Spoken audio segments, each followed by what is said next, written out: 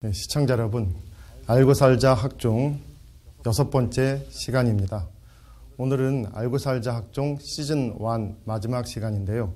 시즌 2에서 더 알찬 강의로 여러분 찾아뵙겠습니다. 자, 그러면 6회 강의 시작하겠습니다. 네, 안녕하세요. 오늘은 선행학습을 부르는 입시 학종이란 주제로 강의하겠습니다. 선행학습 그 자체로는 크게 나쁠 거 없어요. 소수의 영재 학생들, 소수의 아주 뛰어난 학생들 앞서가며 공부하게 해줘야죠. 하지만 다수의 학생들이 선행에 뛰어드는 것, 다수의 학생들이 선행학습에 뛰어들지 않으면 안 되게 만드는 것, 이건 우리 교육의 큰 문제죠. 게다가 이 선행학습의 문제는 사교육의 문제로 연결돼요. 사실 선행학습하려고 사교육받지 후행학습하려고 사교육받지는 않거든요. 그러니 선행학습의 문제가 사교육의 문제다라고 말해도 크게 틀린 얘기는 아니에요.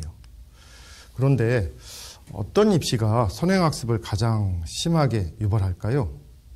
도토리 키재기 50보 100보라고 생각하는데요. 그 전제하에서 말하면 그 중에서도 학생부 종합전형이 제일 크게 선행학습을 유발하지 않을까 생각하는데요.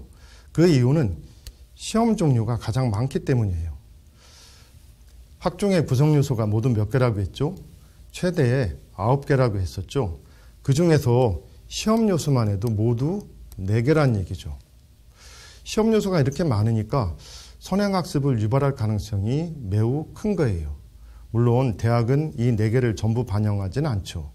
하지만 학종의 핵심 요소 중 하나인 내신만 하더라도 이 하나가 상당한 선행학습을 초래하는 것이 현실이에요. 사실 그 수능 선행학습과 내신 선행학습은 서로 중첩되는 부분이 있어요. 수능 사교육과 내신 사교육이 서로 중첩되는 부분이 있다고 했었죠. 마찬가지로 수능 대비 선행학습과 내신 대비 선행학습이 상당 부분 중첩돼요. 공통 부분이 커요. 그런데 입시가 수능 위주 입시면 그 공통 부분이 수능 대비 선행학습, 내신이 중요해지면 그 공통 부분이 내신 대비 선행학습으로 사람들에게 인식될 뿐이죠. 수학 과목을 가지고 예를 들어 볼까요? 수능 대비 선행학습과 내신 대비 선행학습의 상당 부분 중첩되는데요. 자연계 논술, 수학도 상당 부분 중첩돼요. 그림보다 중첩되는 부분이 좀 더 크다고 생각하는데요. 이 중첩되는 부분을 공부할 때 학생들에게 가장 인기 있는 참고서가 수학의 정석이에요. 그러니까 수능이 중요할 때는 이 수학의 정석 공부가 수능 대비 공부, 수학의 정석을 미리 공부하는 게 수능 대비 선행학습으로 여겨지다가 내신이 중요해지니까 수학의 정석을 미리 공부하는 게 내신 대비 선행학습으로 사람들에게 인식되는 것이죠. 이렇게 내신 선행학습과 수능 선행학습은 서로 중첩되는 부분이, 공통되는 부분이 크지만 물론 차이도 있어요. 그 원인 차이가 있는데 내신 선행학습이 필요한 이유는 시험 범위 진도가 시험 며칠 전에 끝나기 때문에 준비 기간이 촉박하다는 것, 이것이 내신 선행학습을 부르는 여러 이유 중에 가장 중요한 이유라 생각되고요. 수능 선행학습을 부르는 가장 큰 원인은 워낙 시험 범위가 넓고 학습량이 방대하기 때문에 이것을 학교 수업 진도만 따라가며 공부할 수 없기 때문에 수능의 경우는 선행학습을 불러오는 것이죠. 그러니까 그 방대한 수능 시험 범위가 그렇게 많은데 공부량이 그렇게 방대한데 학교 수업 진도만 따라가면 시험이 대비된다고 학생과 학부모는 믿을 수가 없죠. 대부분 부정적으로 생각해요. 그래서 수능이 선행학습을 부르죠. 그렇다면 내신은 어떨까요? 학교 시험은 어떨까요? 이 또한 상당한 선행학습을 부르는데요. 아까 학교 시험 내신의 경우는 시험 며칠 전에 진도가 끝난다고 했잖아요. 8개에서 10개 과목의 그 학교 진도가 시험 며칠 전에 끝내요. 자, 선행학습을 가장 크게 유발하는 과목이 수학이라 생각하는데요. 자, 수학을 예를 들어서 한번 생각해 보세요. 모든 재능이 똑같은 두 학생이 있는데 한 학생은 선행학습을 많이 했어요. 한 학생은 고지고대로 학교 수업 진도만 따라가면서 공부를 했어요.